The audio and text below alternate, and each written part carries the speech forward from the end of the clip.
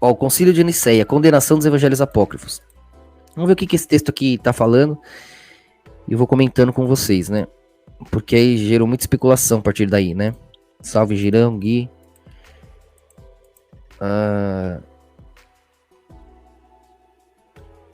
Então, em 325 depois de Cristo, é realizado o Concílio de Nicéia, atual cidade de Iznik, província Anatólia. Nome que se costuma dar à antiga Ásia Menor, na Turquia asiática.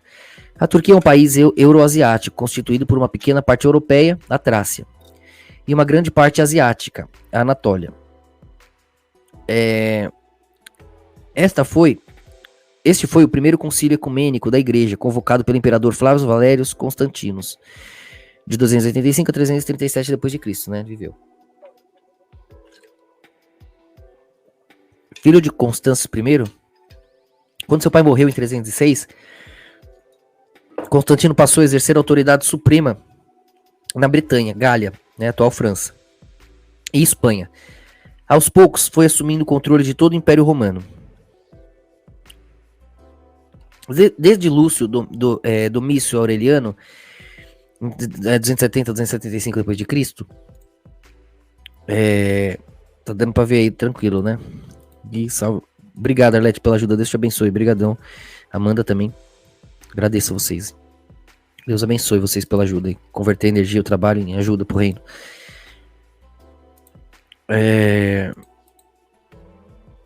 Então, desde Lúcio Domício, os imperadores tinham abandonado a unidade religiosa, com a renúncia de Aureliano e seus direitos divinos em 274. Então, Aureliano renunciou aos direitos divinos. Porém, Constantino, estadista sagaz que era, inverteu a política vigente, passando da perseguição aos cristãos à promoção do cristianismo, vislumbrando a oportunidade de relançar, através da igreja, a unidade religiosa do seu império. Então não foi só isso, né? Não era assim também, teve um desdobramento, como vocês bem sabem, né? Quando cai nesse momento do rei aí, começa a ter esse ponto de interação com a consciência, você tem sensações, você tem epifanias.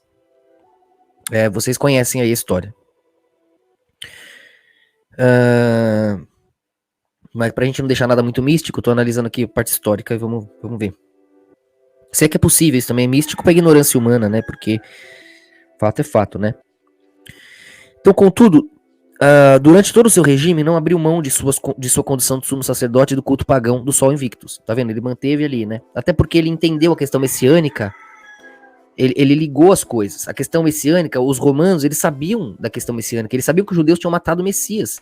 Tanto é que os romanos foram lá e se vingaram com ódio, até inclusive teve todo o desdobramento horrível naquela geração de Cristo ainda no ano 70, né? Então, aí você acaba percebendo que os romanos ligaram os pontos, porque o Messias é uma coisa que todas as culturas sabiam desse mergulho do sol, o renascimento dele na escuridão. Então ligar ele com o Deus Sol, por que Sol? Né? Eu sou a estrela da manhã, eu trago, né, diz que Jesus na volta, ele vem como a estrela da manhã no arrebatamento, de uma maneira mais oculta, tá? E depois volta como Sol, né, para todo mundo ver. Né? Essas duas coisas estão conectadas, a estrela da manhã que porta a luz, que traz o sol, né? Então está conectado com o Messias, o Alfa e o Ômega, aí nesse sentido, o encontro da noite e do dia, né? Então quando você percebe isso, você vê que, caramba, faz sentido eles ligarem com o sol, porque o sol mergulhou na escuridão, quem mais tinha brilho, entrega todo o seu brilho para a vida, o sol. Quem mais poderia curtir o prazer, todos os prazeres vêm dele, ele queima, para os outros viverem. Quem mais poderia curtir a luz, que ele entrega a luz para todo mundo, ele fica na escuridão, mergulha na morte, para que as pessoas fiquem com a sua energia e entendam um pouco ele, né? E logo ele volta da escuridão. Então é a história messiânica, né? Para vocês verem. Salve Gregory, Aurélio. Todos nós somos ingratos. De um jeito ou de outro, a gente tem que pedir perdão para Deus todo dia. Se a gente não souber o porquê, achou o porquê. Você se acha tão bom que tem que pedir perdão por isso. Salve, Matheus. Obrigado, Aurélio. Deus te abençoe. Obrigadão pela ajuda aí. Então, é por isso que eles ligavam essas duas coisas. E ele não se via como um incoerente. Então tinha um conhecimento rudimentar da doutrina cristã. e suas invenções em matéria religiosa visavam, a princípio, fortalecer a monarquia do seu governo. Na verdade, Constantino observar a coragem, a determinação dos mártires, né? A coragem e determinação dos mártires cristãos durante as perseguições promovidas por Diocleciano em 303. E não é de se espantar, porque afinal, imagina, por mais milagrosa que seja a existência de alguém, os mártires, era só eles falarem, tá bom, eu nego Jesus, mesmo que não, eu lembro, eu vi, eu sei que ele é foda, eu sei que ele foi o Messias, eu amo ele, vou fingir que neguei, né? Igual Pedro fez lá 3 vezes, né? Só pra me salvar. No entanto, centenas, milhares de pessoas preferiram morrer do que negar ele. Isso aí deixa qualquer um, no mínimo, espantado. Você fala, caramba. Era só o cara, mesmo que ele acredite, mesmo que ele tenha visto, era só falar que não. Nega esse Messias aí e vive, né? Não, o pessoal era tão real. Não era só, porque se fosse mentira, era muito fácil. Nega logo, tô mentindo, fala que não pra sobreviver, né?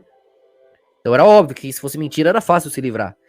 Mas ainda sendo verdade, era só fingir que era mentira pra sobreviver. Então era mais que a verdade. Era algo muito poderoso que espantava qualquer um, né?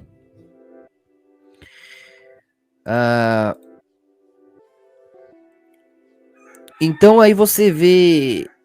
O Constantino viu isso, né? E isso ia convertendo. Quanto mais você matava de cristão, mais nascia. Porque você falava, caramba, o pessoal tá preferindo morrer do que negar isso. Então eles fizeram o que os judeus deixaram de fazer, né? Eles foram leais ao rei, né? Até na morte, os judeus não conseguiram ser na vida. E era parte da história, porque é o sacrifício deles e vai valer a pena, né? Se eles não fazem isso também, não iam ter mergulhado naquela escuridão, não iam entender todo o processo, não iam ter sido espalhados, não iam terem que ser salvos agora por Cristo, como estão sendo todo dia, ainda que continuem negando ele, né? Então, sabia que, embora ainda fossem minoritários, 10% da população do Império. Então você tá vendo? Só 10% da população do Império era cristão. Não é tipo, Constantino vai lá do nada e muda tudo. Era mais fácil ele apanhar, morrer, ser visto como traidor. Então não era tão simples assim. Então os cristãos se concentravam nos grandes centros urbanos, principalmente em território inimigo. Foi uma jogada de mestre do ponto de vista estratégico. Falar isso é fácil, né? Porque se tivesse dado errado, iam falar, nossa, que tolice, 90% era contra, você vai lá e quer converter o império, por isso que se ferrou. Não, deu certo por um milagre. Fazer do cristianismo a religião do império oficial do império, né? Do ponto de vista estratégico, foi jogada de mestre. Não era óbvio assim. Tomando os cristãos sob sua proteção. Estabelecia a divisão, até porque teve desdobramento com a mãe dele. De novo, pelo Espírito Santo, foi baixando aquele download nele ali. Ela fez coisas importantes, né? A mãe dele. Então, tudo isso está conectado. E depois você teve Constantinopla, que durou 1000 anos de paz, né? Não era o prometido? Então, para eles viveram 1000 anos. Depois caiu na mão de Maomé II, caiu no inferno proporcionado ali por Vlad, né? Porque o Drácula, e isso aí é tudo histórico. Então, tudo isso aí eu já expliquei aqui. Quem tiver dúvida, pergunta lá para membro que eu respondo.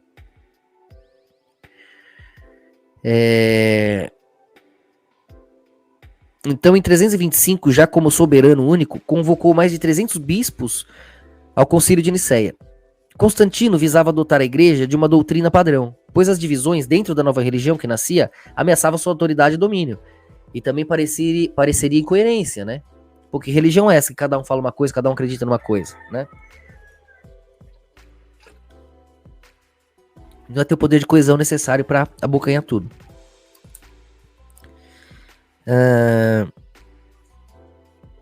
Então era necessário, portanto, um concílio para dar nova estrutura aos seus poderes. E um momento decisivo sobre a doutrina da Trindade ocorreu nesse concílio. 300 bispos se reúnem para decidir se Cristo era um ser criado, doutrina de Arius, ou não criado, e sim igual ao Eterno, como Deus seu Pai, doutrina de Atanásio. A igreja acabou rejeitando a ideia ariana de que Jesus era a primeira e mais nobre criatura de Deus, e afirmou que ele era da mesma substância ou essência, isso é, a mesma entidade existente do Deus Pai. Então, dá para entender essa discussão, dá para entender esse confronto, né? Porque é igual a gente sempre explica usando as cores aqui. Dá pra você ficar discutindo isso. E ambos os lados vão estar certos, né? Essa discussão aqui, ó. Você vai ver, caramba, a cor mais rápida no escuro, mergulhou, a luz acelerou, azul de um lado, vermelho do outro. Mais lenta, ela vai se ver vermelha, mais rápida, ela vai ver azul. Mas é ela mesma dos dois lados. O violeta tá vendo que é ela aqui, lenta, e ela aqui, bem rápida. Os dois são ele e eles são os dois. Quem fez quem? Não, foi o vermelho que nasceu primeiro, acelerou, criou o azul, para depois vir o violeta. Mas o violeta já tava aqui, segurando o azul pro vermelho existir. E vice-versa. Você entende a trindade aí. A luz nasce desse encontro de paradoxos. Então se você falar, ué, o pai é maior, ele vem primeiro. Então em algum momento ele não era pai. Porque você não tinha o filho ainda. Nesse momento em que ele não era pai, ele era o quê? Ele era filho de quem? Anulou o pai. Se o pai for anulado, ele não é tão poderoso assim. Para o pai ser perpétuo, o filho também tem que ser. Então você olha do atemporal. Pro vermelho ter vindo primeiro, veio de onde? Daquela fagulha. Da velocidade do azul, que já segurava ele aqui no violeta. E o azul veio de onde? Daquele mergulho lento e sofredor, emocional no vazio que o vermelho faz. Um faz o outro e é fato. Os dois juntos são um. Não muda que no binário dá pra você ver uma ordem relativa. Mas isso não anula o fator extratemporal, que pode ser entendido e observado, né? Salve, Satanos. O Wellington, valeu por virar membro aí. Agradeço a todos vocês. Se virar membro Amor e Honra, baixa o jornalzinho. Vai receber. Fala no grupo aí pra receber impresso. Você pode buscar no núcleo ou receber na sua casa. Jornal impresso todo mês. Salve, Daylon. Já tinha dado salve pro Daylon aqui. Daylon ali em cima, né? Pedro, Dani, brigadão pela ajuda. Dani, Deus abençoe. Te abençoe pela ajuda. Tá sempre ajudando o pessoal aí leal da escola. O YouTube, a gente tá difícil aqui. Estamos sendo bem boicotado. Salve, Rafa. É isso aí, amém.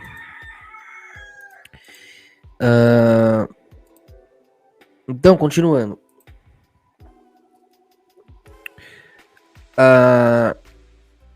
Então a igreja rejeitou a ideia ariana de que Jesus era a primeira e mais nobre criatura de Deus.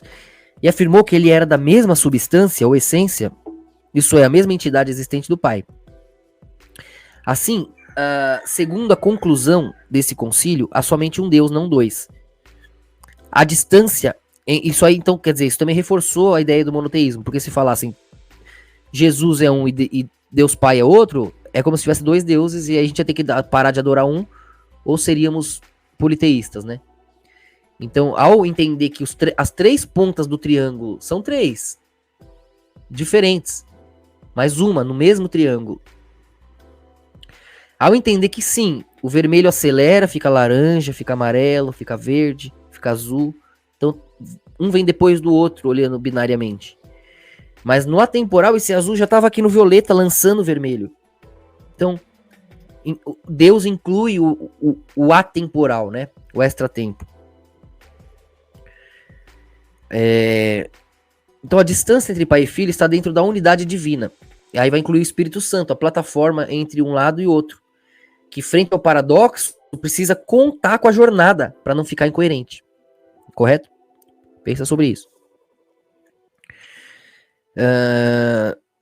Então, segundo a conclusão desse concílio, é somente um Deus, não dois. A distância entre pai e filho está dentro da unidade divina. E o filho é Deus no mesmo sentido de que o pai o é. Dizendo que o filho e o pai são de uma substância. Tá no ar aí, que a rádio tá apitando aqui. Tá no ar.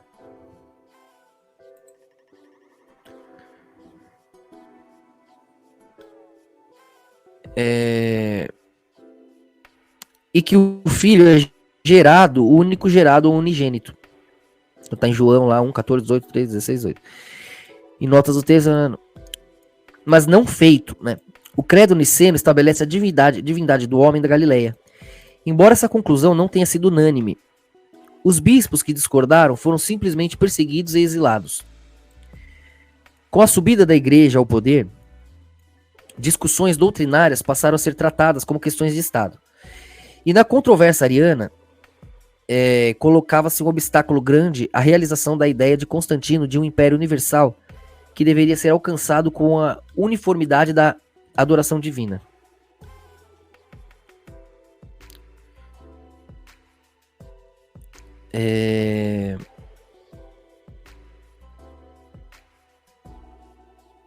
Cadê?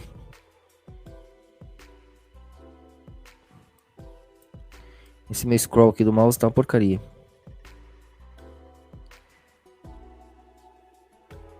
Divindade, homem da Galé, embora discordar, foi simplesmente perseguidos e exilados.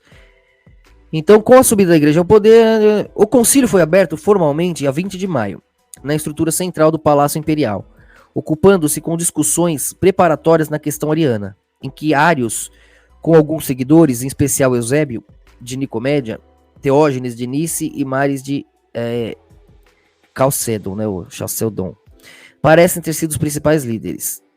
Como era costume, os bispos orientais estavam em maioria.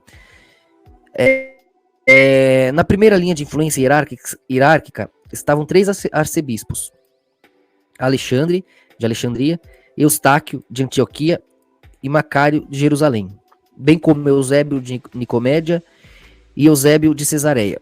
Entre os bispos encontravam-se Stratofilos, bispo de Pitiunte, Bishvinta, né, reino de Egris. O Ocidente enviou não mais de 5 representantes na proporção relativa das províncias: Marcos da Calábria, Itália, Cecília, né, de Cartago, África, Ósios de Córdoba, Espanha, Nicásios de João da França, Domos de Estridon, província de Danúbio. Então apenas 318 bispos compareceram, e que equivalia a apenas 18% de todos os bispos do Império.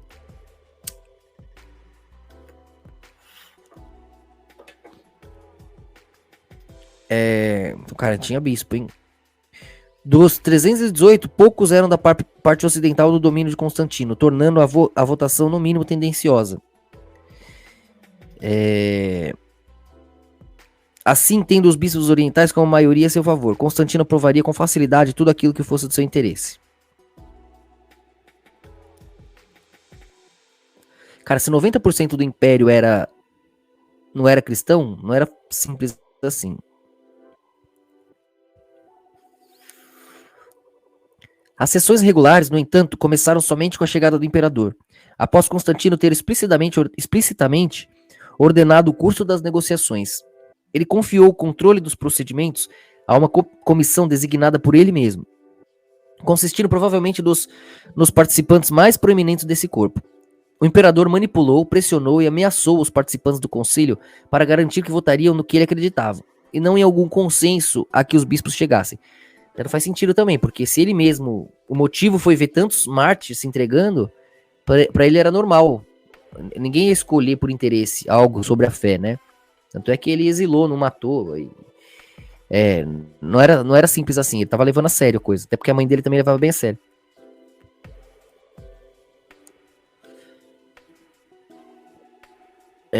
Dois dos bispos que votaram a favor de Ares foram exilados e os escritos de Ares foram destruídos. Constantino decretou que qualquer um que fosse apanhado com documentos arianistas estaria sujeito à pena de morte.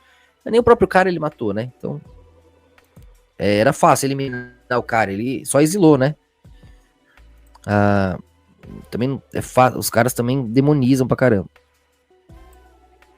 Mas a decisão da Assembleia não foi unânime, e a influência do imperador era claramente evidente quando diversos bispos do Egito foram expulsos devido à sua oposição ao credo. Na realidade, as decisões de Nicéia foram fruto de uma minoria. Tá vendo? Então a minoria não era fácil. Foram mal entendidas e até rejeitadas por muitos que não eram partidários de Ário. Até porque tinham verdades que elas estavam afastadas, não porque era mentira, mas é porque não era de simples entendimento pro povo. Ia mais confundir, gerar conflito do que harmonia, né? Então, na realidade, as decisões de Nicéia foram fruto de uma minoria, mas não eram partidários de Ário. Posteriormente, 90 bispos elaboraram outro credo, o credo da dedicação, em 341, para substituir o de Nicéia. E em 357, um concílio em Esmirna adotou o credo autenticamente ariano. Aí já foi pro outro lado, né? Então, portanto, as orientações de Constantino nessa etapa foram decisivas para que o concílio promulgasse o credo de Nicéia, ou a divindade de Cristo, em 19 de junho de 325. E com isso veio a consequente instituição da Santíssima Trindade. E a mais discutida ainda, aí vem outra questão, né, que envolve esse mesmo paradoxo. A instituição do Espírito Santo, o que redundou em interpolações e cortes de textos sagrados para se adaptar à Bíblia às decisões do conturbado concílio e outros, como de Constantinopla, em 381, cujo objetivo foi confirmar as decisões daquele. A concepção da Trindade tão obscura, tão incompreensível, oferecia grande vantagem às pretensões da Igreja.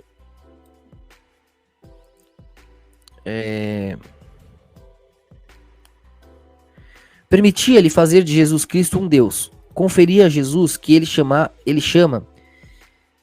seu fundador, um prestígio, uma autoridade, cujo esplendor recaía sobre a própria Igreja Católica e assegurava seu poder, exatamente como foi planejado por Constantino. Essa estratégia revela o segredo da adoção trinitária pelo Concílio de Nicéia. Então, quer dizer, você vê que aqui o autor, pelo jeito, é contra a Trindade, sendo que a gente acabou de explicar a Trindade como um fato. Cristo traz os paradoxos do abstrato, a verdade paradoxal aqui, proibida para Israel binária. O conhecimento, entender o paradoxal do espírito, o reino dos céus, que hoje a gente entende o quântico, hoje a gente entende o atemporal, né? Então Cristo tinha que explicar isso, de certa forma, sem destruir a Torá, pelo contrário, salvando aqueles que vazaram dela, que transbordaram dela, já que ninguém é perfeito e alguém ia errar, cedo ou tarde todos erraram. Então, a questão de você entender a Trindade é isso, você entender que você precisa de um conceito. E Deus sendo completo, para ser pleno, ele precisa entender a limitação. O que é ser homem? Ele fez uma obra e não sabe o que é a obra, o que é se sentir na obra? Ele está do outro lado também, naquela experimentação de Adão a Cristo, de Cristo à sua volta, vermelho, azul, né? De azul, a volta que faz o violeta, unindo as polaridades. Né? Então você tem esses extremos, Deus tem que conhecer a limitação, tem que conhecer a eternidade, de alfa a ômega, e ele vai salvando a humanidade, unindo anjos e demônios, vermelho e azul, no conceito violeta de onde a luz nasce, a união das cores, dos chakras da Terra, né? Aí você vai entendendo do que a Bíblia fala, na junção da cristandade, né?